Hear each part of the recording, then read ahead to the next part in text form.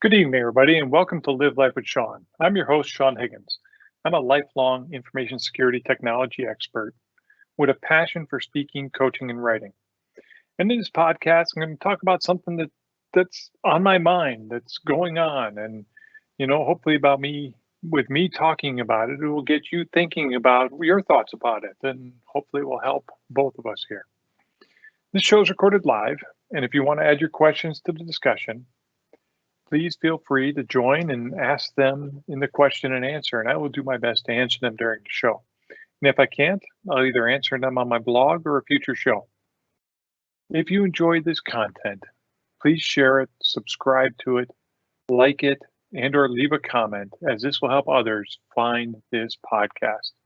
Thank you for joining me, and tonight I'm going to take a little different twist here and talk about the economy. It's something that's been top of mind, especially with COVID going on. I'm really concerned about the economy.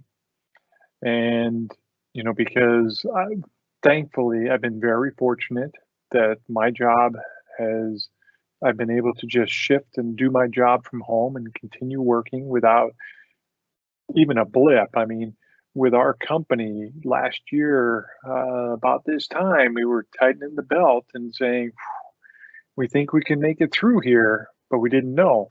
And we had a great year, knock on wood, because in information security, people still need security. So, and also my wife's been able to work. And, again, I think we're grateful that we're able to continue that. There have been a lot of different things that I've been thinking about in regards to COVID. And I think that and I'm going to apologize right here in that I'm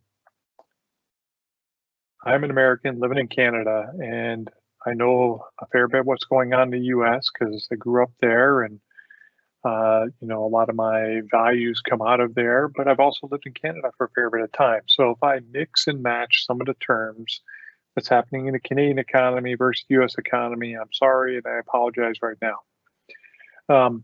But what really started to get me thinking was early on during COVID with all the lockdowns, the Canadian government came out with CERB. And the way I understand CERB was if you made a certain amount of money in the previous year, you qualified for a monthly check of $2,000. Okay, done. You had to go check a few boxes, but it was a lot easier than applying for unemployment insurance and a lot less checks. In the US, it would be called a stimulus check, though I don't believe the US came anywhere near to what Canada's providing. And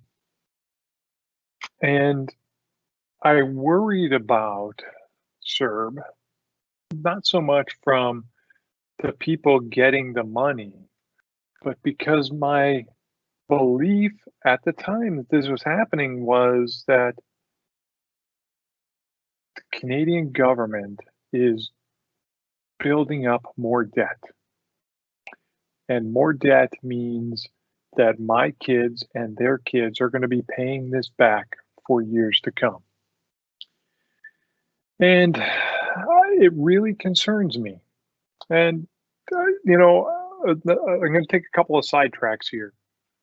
The first sidetrack I'm going to take is that when CERB started coming out, I remember having an exchange with my niece about, she made a comment that we should have a universal basic income for the people in restaurants because they were hit right away. Restaurants closed right away. You could do some curbside pickup, but you're doing that with less staff. So her point of view was, hey, these people are working below minimum wage, lots of tips, and if none of that's coming in, it's out the door. So why don't we do universal basic income for them? And I sat back and I said, why don't we just have a universal basic income for all? And just to get everybody up to a certain point. And it's something that I had been thinking about for a while, but I just, I was like, one day I sat down and I said, okay, let's pick a number.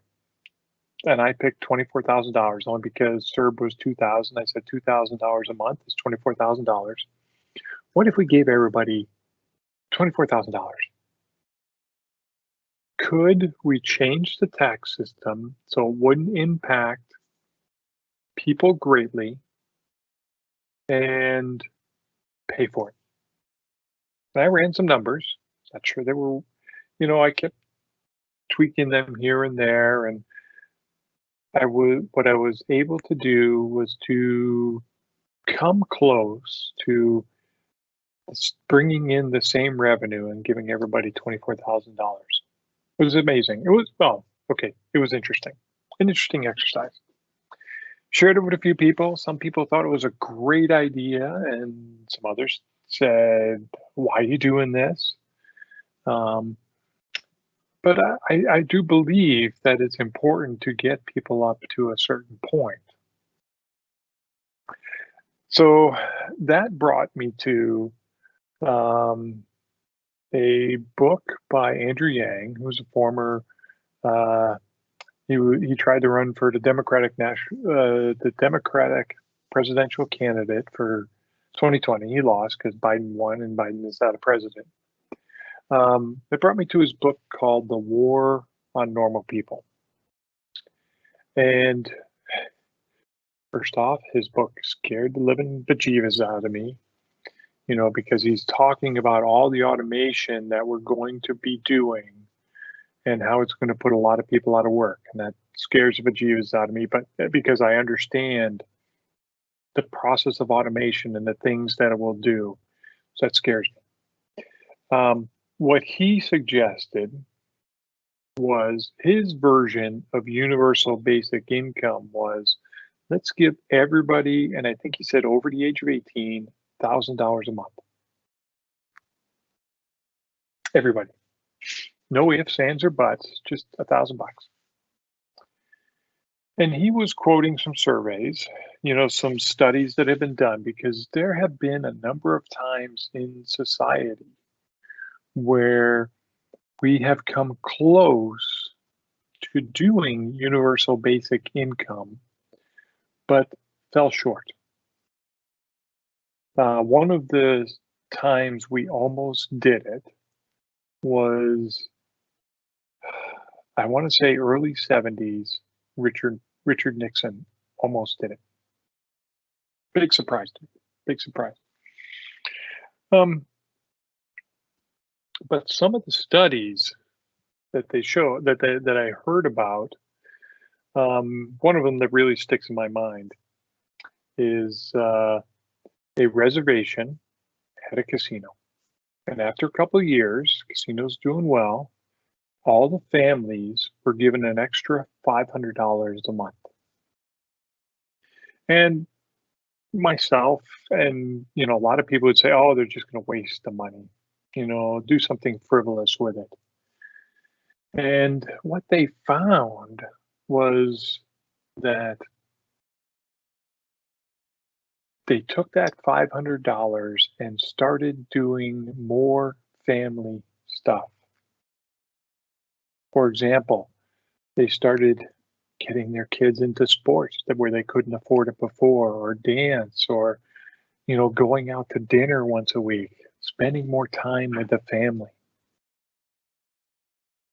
So it improved the quality of their life. The other thing that they found is that $500 a month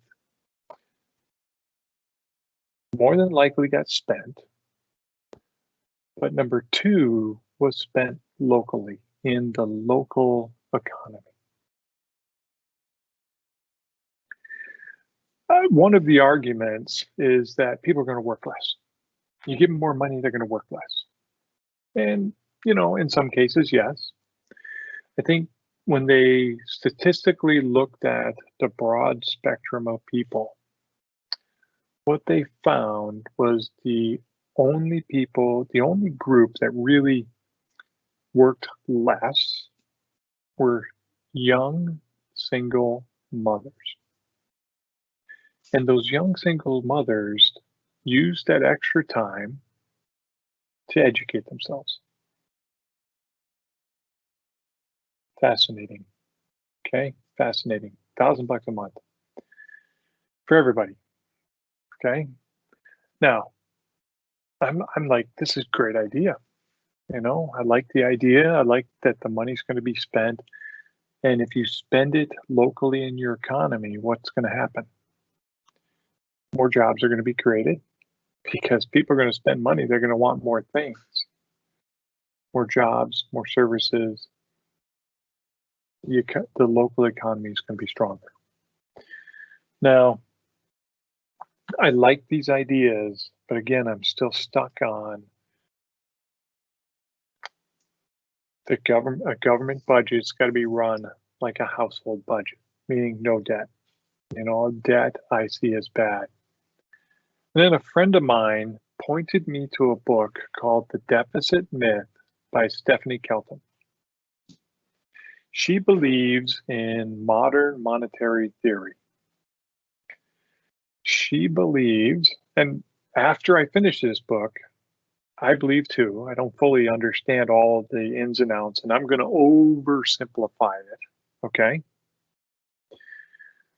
So she believes that a government that can print money does not have to worry about running a deficit. Okay. So Canada, US, UK are three countries that she calls sovereign currency, meaning they want more money, they print it. Okay, simple as that. US government wants to pay more bills, print some more money, pay the bills. Very, again, oversimplification, but that's the idea. Now, she doesn't say just keep printing money, okay, keep spending. There are two factors that she believes the government needs to operate under. Number one, keep inflation down. Okay. If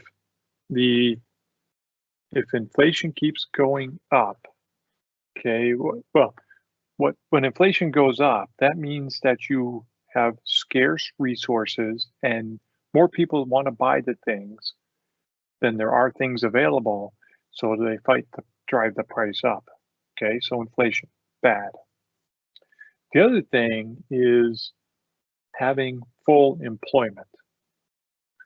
You want to work towards full employment, but once you get to full employment, you don't want to push the economy to do more because that's going to mean there's going to be a fight for workers, drives up their wages, drives up prices, drives up inflation, bad.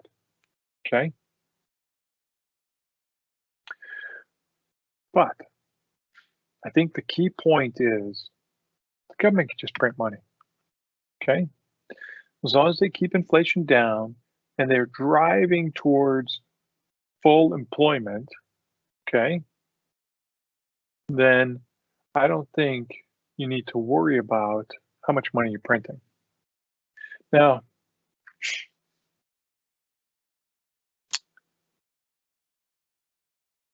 she also talks about, just think about that for a moment. In the next few years, okay, baby boomers are going to retire. And for the first time in the next, say 5 to 10 years, there will be more people over the age of 65 than are working. In the US, my original big concern was how is Social Security going to give them benefits if there's not enough people putting money in? But that's not the problem. Again, remember, the government can just print money. The real concern that Stephanie pointed out was how are we going to provide for them? Think about this. What do, again, oversimplification, what do seniors need? Okay, they're retired. They need food, they need shelter, they need healthcare. Basics. These are just basics. Probably they need some more things, but let's just talk about these three. If all these workers retire and there's less workers working, who's going to provide, who's going to create the food that they're going to buy to eat? Who's going to provide the healthcare for them? Not only considering normal healthcare, a healthy person needs for healthcare, a middle-aged person needs for healthcare, but what about an aging population? You think they might need a little more healthcare? Less workers. How are we going to have enough to provide healthcare for them? Shelter.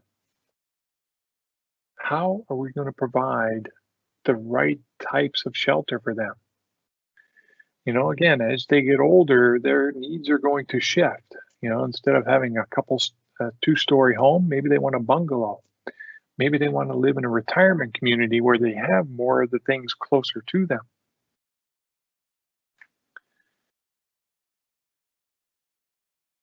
Just think about that for a moment. So the issue's not so much how are we going to provide money for them. The issue is more what are they going to spend their money on? Is there going to be enough workers out there to deliver the food to them? Is there going to be enough healthcare workers to take care of their healthcare needs? Are they going to have enough shelter to live in?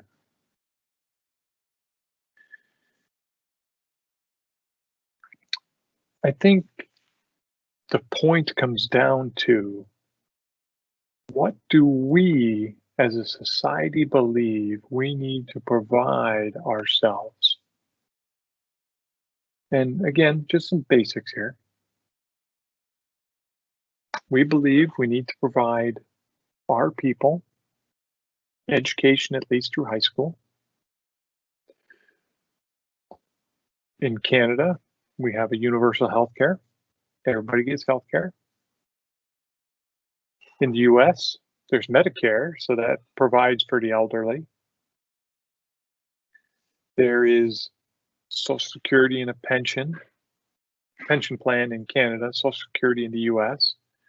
I worry that we think that helps our elderly, but we keep cutting the benefits. So what is important to us as a society? Do we need to do better with our Social Security program for the people who need it? Do we need to provide more education than high school for our students? Think about the number of students who go to college and the amount of debt they come out of college with. And it really, what do we need to provide? The government can print the money it needs to provide what we as a society believe we need to provide.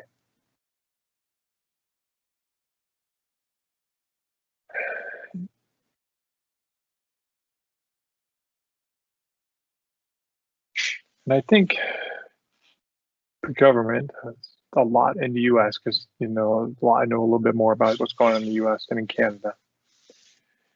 A little bit more about the history and such. When government tries to do something, they blame everything on the deficit. Oof, we can't pay more Social Security because it's going to drive up the deficit. We can't give everybody health care because it's going to drive up the deficit. What I do see is that government seems to be more committed to helping the rich get richer. And I think that's part of the problem is that there is a big and bigger divide between the rich and the poor. The rich keep getting richer because when we provide tax cuts, we more than likely, especially on the Republican side, provide it to the wealthy. We believe as Republicans in trickle down economics. I used to believe in trickle down economics, but I don't anymore. Think about this. I'm just going to use Jeff Bezos because he's one of the richest guys around. You give Jeff a tax cut, saves him some money. What's he going to spend it on? Really? Another car? Another house? Is he going to start another business? Maybe. I think that was the hope of trickle down economics, is that the rich would take that tax cut and create a new business. But I don't think that's what's happening. I think the rich are taking that money and putting it in their pocket. Yeah, maybe they'll spend it on another fancy vacation, but most of it's going in their pocket. Let's go back to universal basic income for a moment. You've got somebody who can't make ends meet, working 2 or 3 jobs. You give them an extra $1,000 a month. What are they going to do? I'll bet you most of that $1,000 gets spent. Probably providing better food for them and their family. Maybe a night out at the movies. Maybe a little more education. Maybe some activities for the kids. And where is that money being spent? I would bet most of that money that they're spending is spent locally. At the grocery store, buying more groceries. Yeah. Unfortunately, I think that grocery store is making somebody else wealthy, but you have people employed at that store. And if I spend more money at that store, you might have to have more people to stock the shelves more often. To make out to dinner once or twice more. You get a few people going out to dinner a few more times, guess what? Maybe another restaurant will open, employing more people. There is probably more benefits to giving more money to the poor than giving the benefits to the rich. I'm not against the rich getting richer. My concern right now is that the rich are getting rich on the backs of the poor. There are companies out there that pay their employees just minimum wage. And minimum wage is pitiful in the US. It's better in Canada, not great, but just sorry, it's sad. It is sad. There was a time, I think it was in the 70s, where as productivity went up, wages went up. About mid-70s, productivity continued going up. Wages stagnated, but the rich got richer. That productivity gap is what we paid the rich with.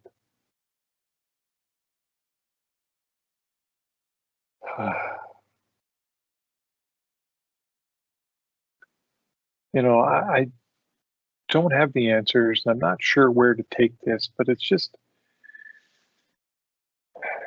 I don't know. Tell me what you think. Tell me if you think I'm blowing smoke or if I'm making any sense here. I think that we can do things better.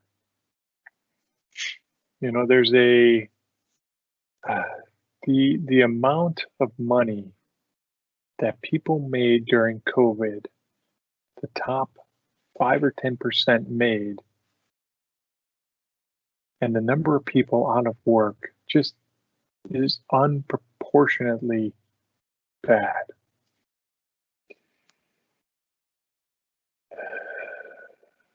You see companies doing bad, getting rid of their CEOs, but the CEO walks away with millions, even after laying off thousands of people. Doesn't seem right.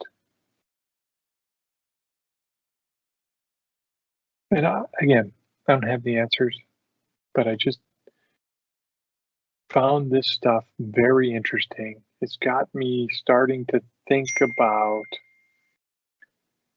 things differently.